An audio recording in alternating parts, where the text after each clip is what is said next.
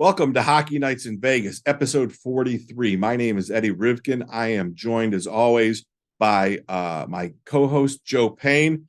This episode is brought to you, as always, by the Las Vegas Advisor. If it's happening in Las Vegas, it's happening at the Las Vegas Advisor, www.lasvegasadvisor.com. Go to Anthony Curtis's Las Vegas Advisor for everything you need to know about our great city, Las Vegas, Nevada. Joe, I hate to be a doom and gloom guy, but the Golden Knights are not going to go 80-2 this year. No, they're not. And actually, they have had two uninspiring performances at T-Mobile, which is kind of shocking, especially after coming off a very impressive 5-0 road trip, a 9-game winning streak, and playing two teams that, being St. Louis and San Jose, that you were thinking, you even said that if there's possibly this win streak could get as high as 14 or 15, because I think you and I and a lot of people expected this would be two easy games for them. When I say easy, I don't mean easy, but two games that on paper, they should have won, but they Two didn't. winnable games. Two winnable games, but they didn't. Okay. And we all know about the first game back after a long road trip. But St. Louis was in a tailspin. I mean, they actually not only beat Vegas, but then they turned around, went to Colorado and beat Colorado. So they seem to have fixed their bus that was going down the road with some flat tires. But two games that I think Vegas probably would like to have back, and let's hope those 4 points do not come into play in April. Well, I have more bad news. They're not going to go 78-4. By no means, is there any panic in this group? I think it's still early in the season, and we've gone on long stretches and we've had a lot of bounces, and some nights are tougher. So I think just I'm going to regroup here and get ready for next game. Is it like post-game stuff on the ride home? I do. Okay. I listen to the post-game show all the time on the ride home. And I have to tell you, and we're not going to name any names, but there was somebody yesterday. I almost crashed the truck. I just come out of the parking garage. I was on Las Vegas Boulevard turning onto Tropicana, and they took a caller, and the caller said, well, if we lose 3 games in a row, I'm going to push the panic button. I know what you're talking about. He calls into the show every game. Right. He's the first caller every game. So we're not going to I'm going to make fun of him. He's a moron. Okay. I wouldn't go that far. Stop it. I would not go that far. He's 13-4, and he wants to push the panic button after 2 losses, Joe. 2 losses. And he's a moron. He's not a moron. He's not a moron. He's not a moron. He is your typical passionate hockey fan who, you bleed red. You bled red for Detroit. I bled blue for the New York Rangers. He bleeds gold. He loves his team, and he's concerned. Okay, but he speaks like he has great wisdom about the games. And then more often than not, the host of said show has to correct him, as he did last night. And he was like, hey, listen, it's not time to push the panic button. But Joe, I think you and I have different opinions when it comes to the importance of the St. Louis and the San Jose game. But before we do, let's go back first to a joyous moment, and then we'll go back to sadness. Are we not entertained by Jack Eichel? You know what? I never knew how good he was because he played in Buffalo. It's not a big market. He didn't get a lot of exposure when he was there. He's not one on the original 6 team. You and I grew up playing, rooting, cheering for original 6 teams. We're hockey nuts. But he was in a market where he didn't get any exposure. But I tell you what, every game that I see him, he just does things that just go, did he just do that? His awareness on the guys. He always talked about how Gretzky knew where to go. Well, found the open ice. Right. Eichel, I think, is of the same breed.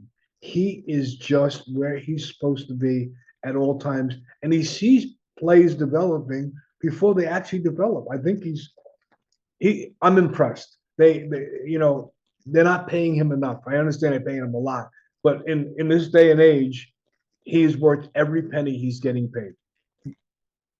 And listen, I've been slurping Eichel since the day of the trade. I thought this was going to be a fantastic thing.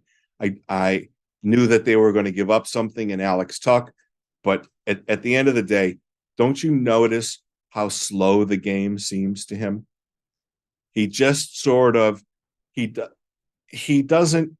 There's no pressure on what he does. He moves he's effortless. He's absolutely effortless. It looks like he's not even skating and he's blowing by guys. Right. And he sees the game in a different perspective than everybody else. He just inherently knows when to push, when to pass, when to shoot. And I believe that this trade will be the cornerstone, the linchpin of what the Golden Knights are for the next probably 5 years. So let me ask you this. Now we've seen him in person a whole bunch of times. We watched him on TV and everything like that. Is he in the same league as McKinnon, McDavid, Matthews, Draisaitl? Is he a top 5 NHL player? Absolutely. That's an easy question. Right? No debate whatsoever. In my opinion, no debate whatsoever. Now, is he better than these players? I wouldn't say he's better than them, but he's just as good as they are. And he provides a lot. I mean, Connor McDavid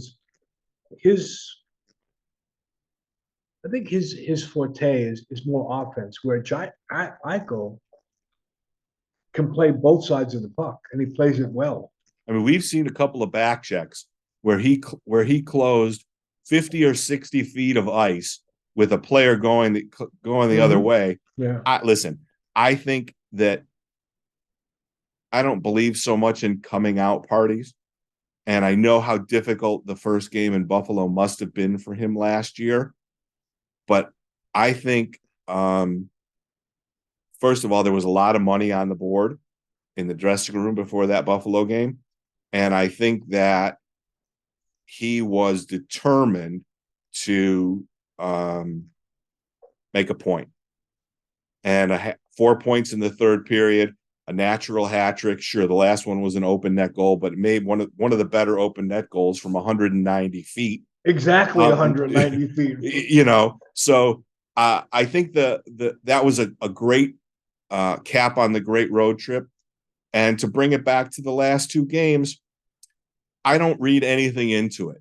I think that the dismaying thing about last night is they just never really seemed focused. They had an okay first period. The second period was back and forth, but St. Louis carried the play, I would say, for the majority of it. And the third period, kind of meh. And we'll transition this in the post game. Marchie said that their power play won the game for them, and our power play lost. We'll have the video of that. But you know what? They were a disinterested hockey club, in my opinion. We just sort of watched the game last night, and we're like, they don't really seem too engaged. And I don't know if that's incredibly disheartening. There are games every year that teams want to flush. Pietrangelo said, no, he didn't really want to flush it. He said, we did some good things in the first period. They got some bounces. It didn't feel like the effort was all the way there in a game against a team that they're now, 19-2-4 in the regular season against. I expected a better effort from them after the St. Louis game and was kind of surprised that I didn't get it, or we didn't get it. And actually, just so we don't confuse our listeners and our audience here, is that you said the St. Louis game, but you were talking about last night's game, which was against San Jose. Right, but I said I expected a better effort after the St. Louis game against San Jose. Okay. And I mean, St. Louis, that game, it's a known quantity. Bettors know it as good as anybody in the world. The first game back after a long road trip is notoriously a trap game. Yes, St. Louis had lost 8 games in a row, but they won their last game coming in. They do historically play pretty well in the Fortress. Been a lot of 6-5, 5-4 games and stuff like that, specifically with St. Louis when they come here. So that game was meh. But I thought they would bounce back better last night than what we saw. So did I, and I think Marchessault and Stone also. When he spoke after the St. Louis game, he just said he didn't think there was any urgency, and he actually made a mention of that. They didn't get any power play opportunities.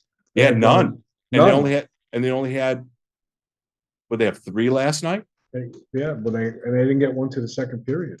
Yeah, we're sloppy the whole game, and in the third period, their power play won them again, and our power play lost this game. So there's no excuse for us to lose those 2 past games. I think we were right there. We just didn't take over. It was right there for us. We didn't bear around a couple of our chances, and they just hang around, got a power play and got a nice goal, and it was just a bad night for us, I think. Yeah. But when they got power plays, even though Stone made a point that he thought in the St. Louis game they didn't get any power play opportunities. Well, they had multiple power play opportunities last night and didn't take advantage of it. And I want to talk about what I think part of the problem is their zone entries on the power play are just horrendous. Isn't that weird though? It doesn't matter who the coach is all of a sudden, because that's been a bugaboo. Yeah, well, it was a bugaboo when Steve Spott was running the power play, but it was a bugaboo throughout the whole particular season. This season, the power play has been okay. It hasn't been horrible, but actually, they never even have a power play against St. Louis. But last night, in a crucial part of the game, when they were trailing and they had a power play, I don't think they even got a shot on net in 2 power plays, right?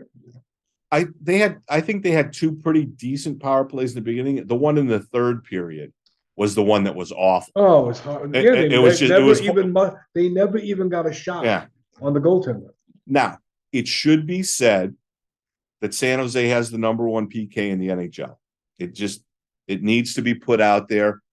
However, when the Golden Knights put out, let's see, 10, 9.5 is 19.5. Pietrangelo is another 8.27. When they put out 30 or 40 million on the power play, they should be able to get the puck in the zone and, establish possession and go to work. And that last power play in the third period really was sort of a bellwether that they were in trouble. And Butch was moving people around a lot last night also. Even on the power play, you had noticed that he moved EICHEL over to the opposite wall. Right. He was trying to generate something. He was flip-flopping the centers on the third and fourth line last night. Yep. He was telling us as we were watching, he knew that something was amiss. Something was off, yeah. Yeah, something was off, and he was he wasn't going to tinker with the top 2 lines, but he was tinkering with the third and fourth line. He was just trying to get what he called secondary scoring, which is important in this league. Because your top 2 lines are always going to be up against the best defensive players on the other team. So you'd have to get scoring from the third and fourth lines, and the fourth line, especially William Carrier, has been great over the last couple of games, especially on the 5-game road trip. He's showing signs of offensive skill that I didn't even know he even had.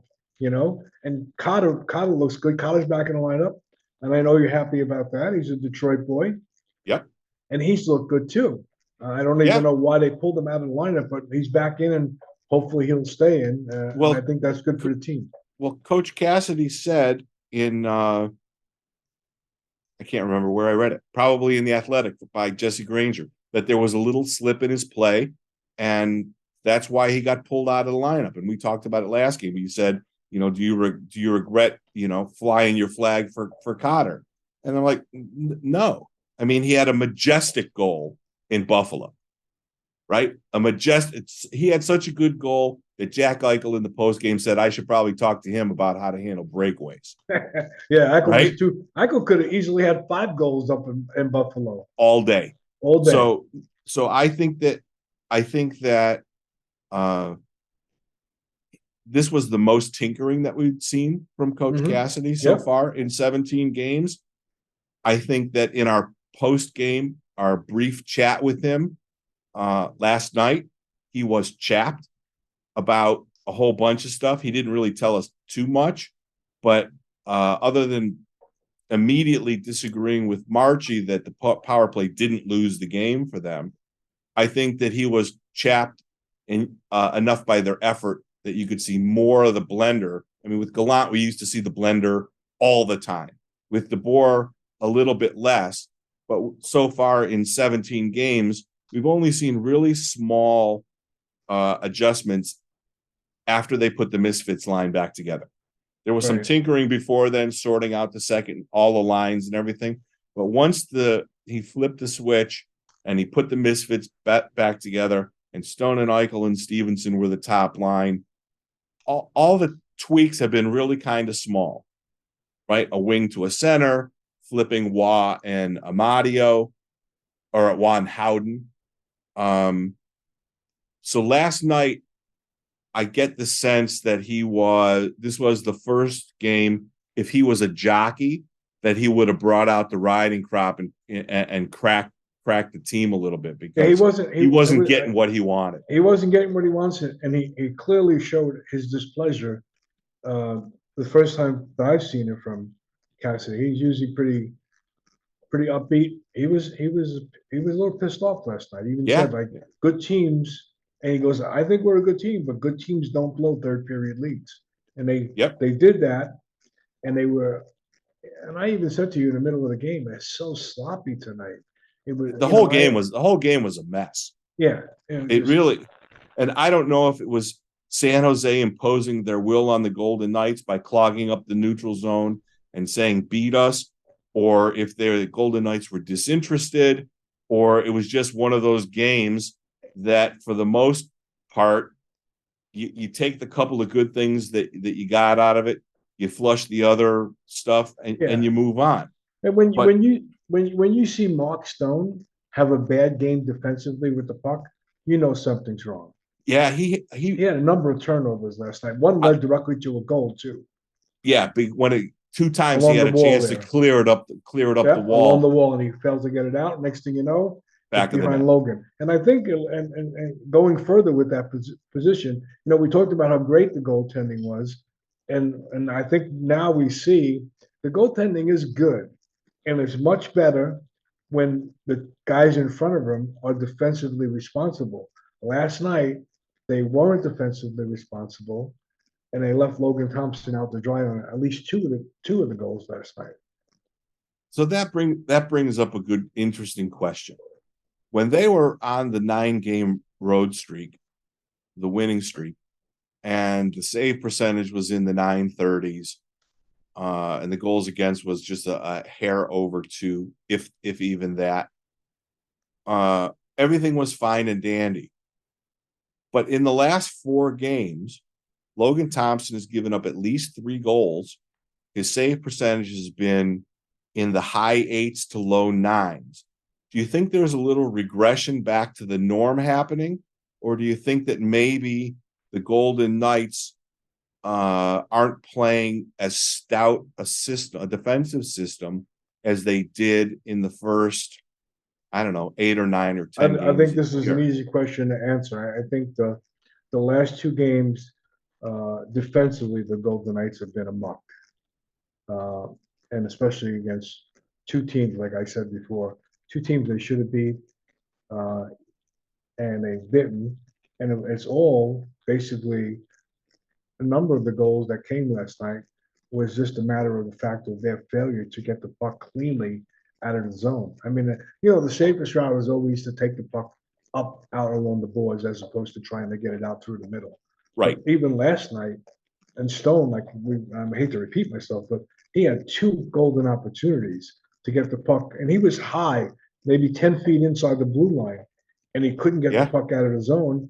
and next thing you know, it's going back the other way, and Logan Thompson's left out to dry. No, I think Logan's fine. I just think that uh, I think when I say we, I think the fans have gotten spoiled as far as how structurally, defensively, they've been sound in front of both Hill and Thompson. And over the last two games, that hasn't been the case. You have no concerns whatsoever about the No, goaltending. no, none whatsoever. So the I mean, little bit elevated goals against and the little bit lower save percentage you're saying is all systemic. Absolutely. I think I believe it has nothing to do with the goaltenders whatsoever. I believe it's just that they've had a hiccup. They've had a defensive hiccups, and it's gone against them. You know, sometimes you have a defensive miscue, but your goaltender comes up with a big save, and you forget about it. Well, last night they had a couple of defensive miscues, and the goaltender didn't come up with a big save. So, you know, where do you lay the blame here? I lay the blame is that if the puck gets out of the zone, Logan Thompson is not forced to make that save. So, no, I'm not concerned about the goaltending. Not yet, anyway. I mean, that was my question at the beginning of the season. If you go back and look at the first episode we did before the season started, I said the only thing that I was concerned about with this team is the goaltending going to be sound to carry them through an 82-game season with no real number one goaltender per se. I mean, yes, Logan played real well at the end of the season, but he only had 14 or 15 games. So it was just too small of a window. And that was a lot of questions that Cassidy had a field in the beginning in the preseason games and early in the season was, are you confident about your goaltending? Well, then we saw that the system that they use is goaltender friendly. But over the last two games, it hasn't been goaltender friendly because they're not holding up their end defensively. Well, I mean, Bruce said we lost the slot battle. I mean, that if you want to hang, not the blame, the reason, I guess, for last night's loss, I mean, there's no excuse for that goal that they scored to open the third period. I mean, there's just none. They didn't come out focused. They missed the starting bell for the third period. But he said, you know, we lost the slot battle, and that's what cost us the game.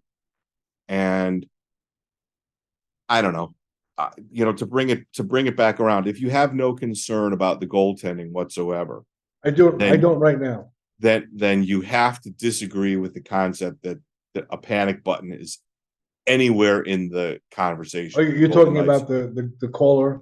No, I'm talking about in general. Do you think? Oh, yeah, do you yeah. think there's any reason whatsoever to have a panic we basically started the conversation about right. the caller that called into Ryan Wallace in the postgame show about if we lose on Thursday that he's ready to push the panic button. No, that's a little premature. Okay, but what I am concerned about is that these goals early in the periods coming out of the locker room. It's almost like they're not ready to start the period. I think this is like the second or third time they've given up a goal within the first minute of a period. But I think, and God, I wish I had the exact statistic. I believe that they have more than 10 goals in the first 5 minutes of a period. We just happen to be harping on the couple that have got away from them, but they have, which is a big differentiator from previous years. They've had some fantastic starts, a bunch of first 5 minutes jumping on the opposition, you know, some less than a minute, some in the first, the second minute. But I believe, and we'll have to go to the ace statistician, which we don't have. There's at least our budget is not that big. There's at least 10 goals that they've scored in the first 5 minutes of a period. So no panic button, not even in the room yet. No, not at all. No. Complete belief in the Golden Knights and Bruce Cassidy's system. I'm a real believer in Bruce Cassidy's system. He's did it in Boston with a not a number one goaltender, and so far, you know, early in the season, he's doing it here. You know what? It comes down to one thing. He has done exactly what he said he was going to do the very first time we got to talk to him at City National. The players are accountable, right? They're still, they're less than a quarter of a season into all brand new systems that were completely opposite from the way they've played in previous years. I agree with you. Obviously, there's absolutely nothing to worry about. So we're not throwing the baby out with the bathwater? Not yet? No. I don't even think there's water in the bathtub. Oh, there's water in the bathtub. No. There's No, they always lost. water. They lost. They're 13-4. They're tied for second in the NHL. They So have you're not canceling the parade route.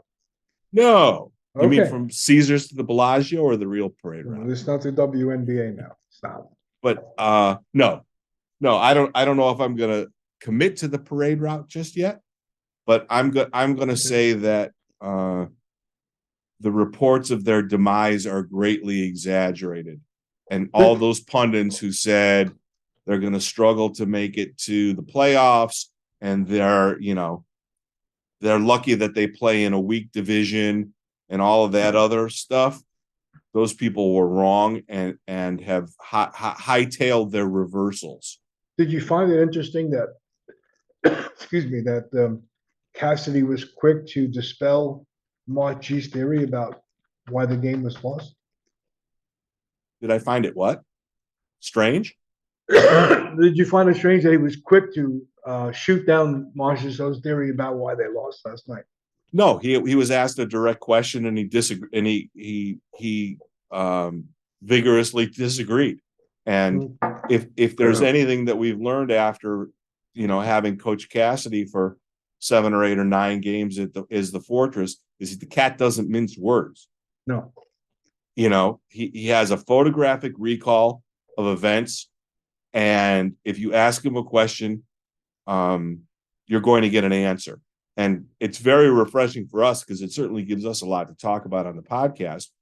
And for the fans who have been clamoring for, we want more information, all of that stuff, Bruce Cassidy, and we saw the first less than positive press conference last night, like we said, but it just further cements the fact that if we pose him with difficult questions, he's going to give us an answer.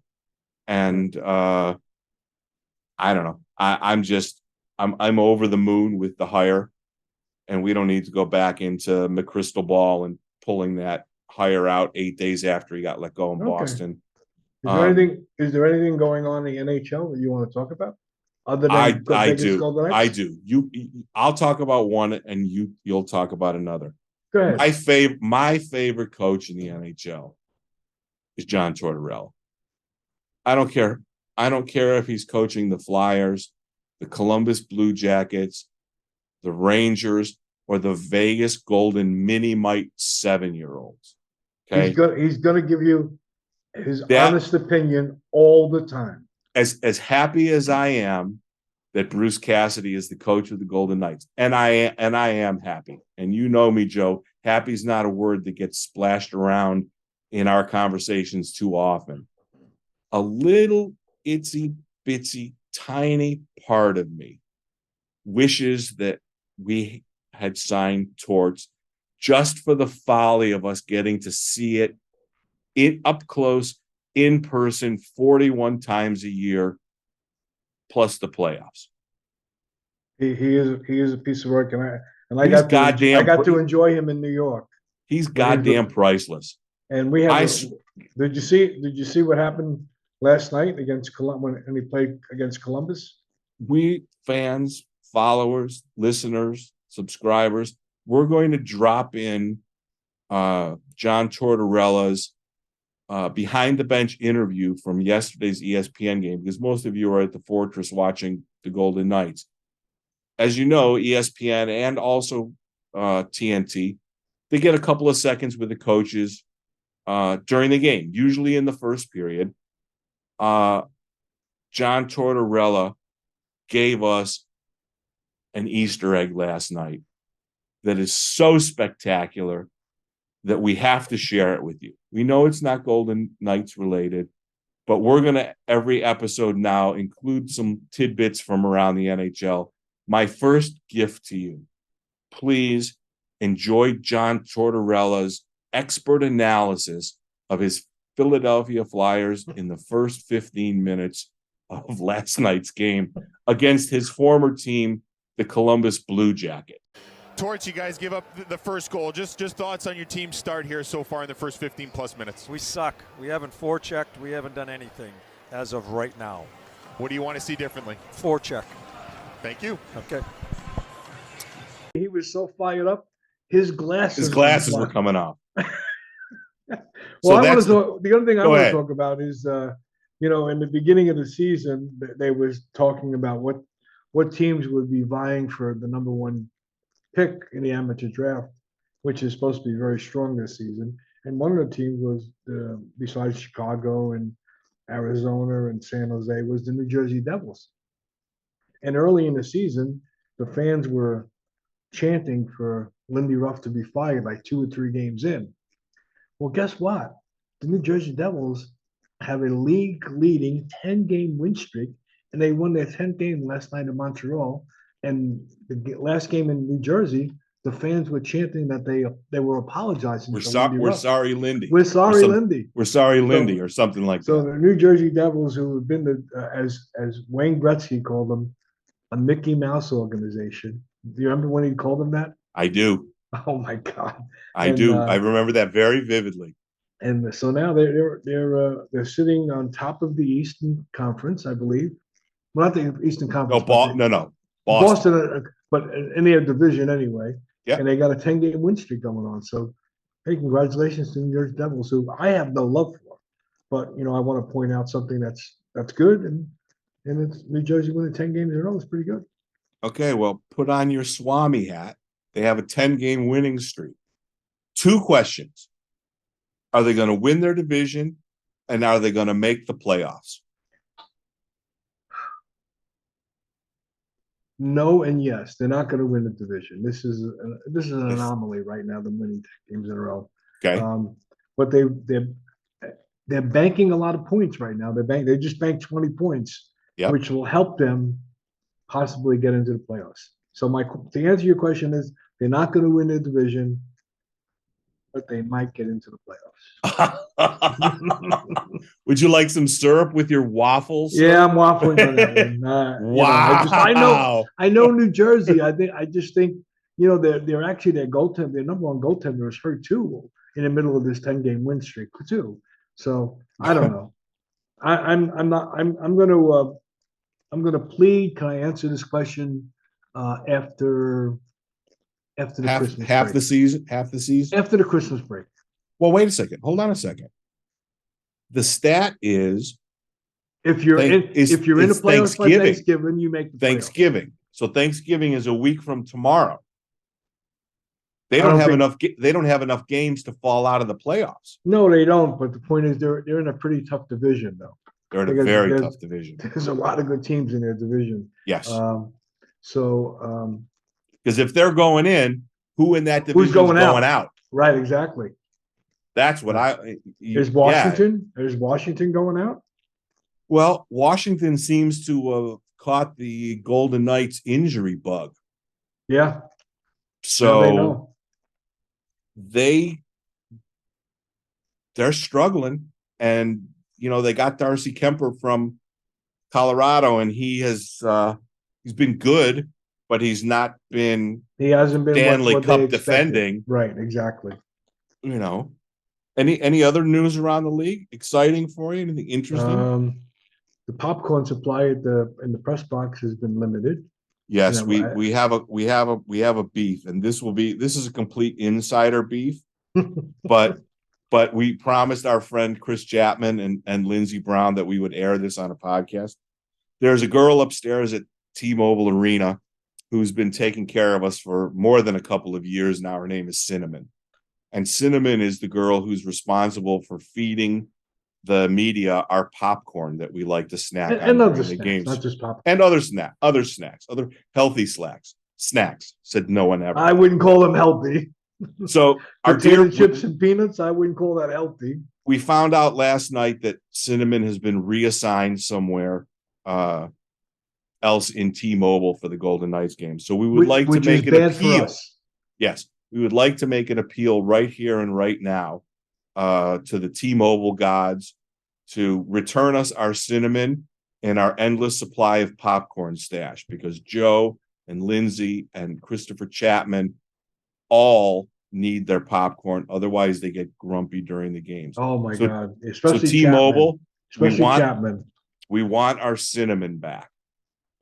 Is that it? That's I what we think need that's to it. talk about. I think we've covered it all.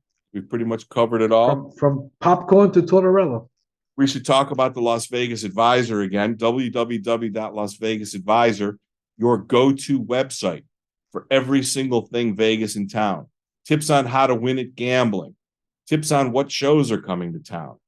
Anything, everything that you could ever want or need in Vegas, you get at Anthony Curtis's Las Vegas Advisor. www.lasvegasadvisor.com. Got anything else, Joe? I had dinner Sunday at Roma Deli.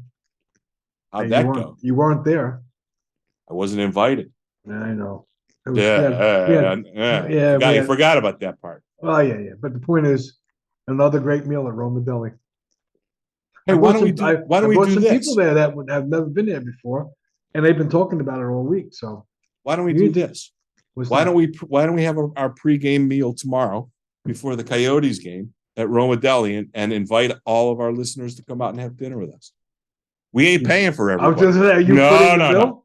No. Everybody, they can take care of themselves. Here's the point. By the time this airs, that event would have already passed. Because we're taping this on Wednesday. It's probably not going to publish till Friday, and you're talking about a pregame meal on Thursday. Okay, well, here's what we're going to do. One of these times, we're going to invite everybody to a pregame meal where you'll have one day to decide if you want to join us at Roma Deli. There you go. That's it. And we'll buy desserts. Really? We're going to buy desserts. Oh, dessert. Okay. Dessert. Okay. Yeah, you had to wait for the pause. We'll buy desserts. Hey, we'll invite everybody out. We forgot about Dr. Pierce. We should talk about Dr. Pierce before we go. We should definitely talk about Dr. Pierce before we go. I did promise an earth-shattering bet with the subscribers. Unfortunately, that's going to have to be delayed for one episode because I don't have medical clearance and authorization to talk about this highly. Oh boy, people are going to laugh your ass off when you find out what this is all about. But let's talk about important things with agelessforever.net and my friend Dr. Pierce. Hormones. Are your whores moaning? Are your hormones moaning? Right? As we all get older, the body changes. Our chemistry changes. I don't feel as good at my advanced age as I did 5 or 10 or 15 years ago.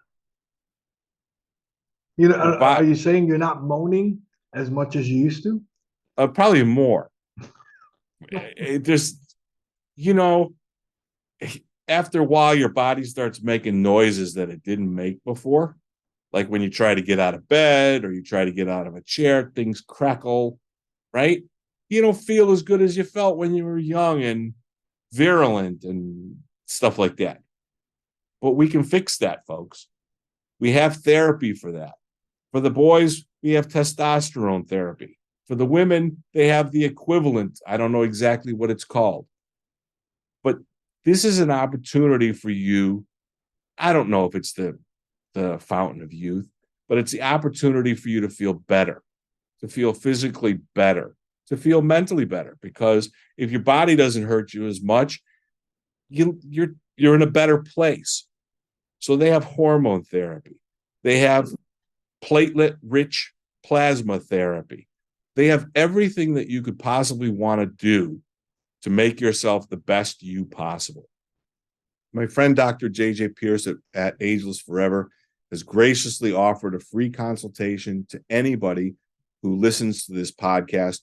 All you have to do is go to www.agelessforever.net, fill out the card, tell them that you're a friend of the guys at Hockey Nights in Vegas, and you go in, you have a chat with them, and you'll see what you can do to make the best you. Let me just say this, and we're going to do shorter commercials now because we got yelled at for yapping for 3 minutes at a time. This is a better New Year's resolution than saying you're going to go to the gym or give up fucking candy corn. Okay? This is something legit where you really take an interest and care for yourself and can make the best you out of you. Man, woman, young, older, oldest, like the two of us, whatever it is, do something good for yourself for the new year. Don't promise you're going to go to the gym and then quit on January 18th.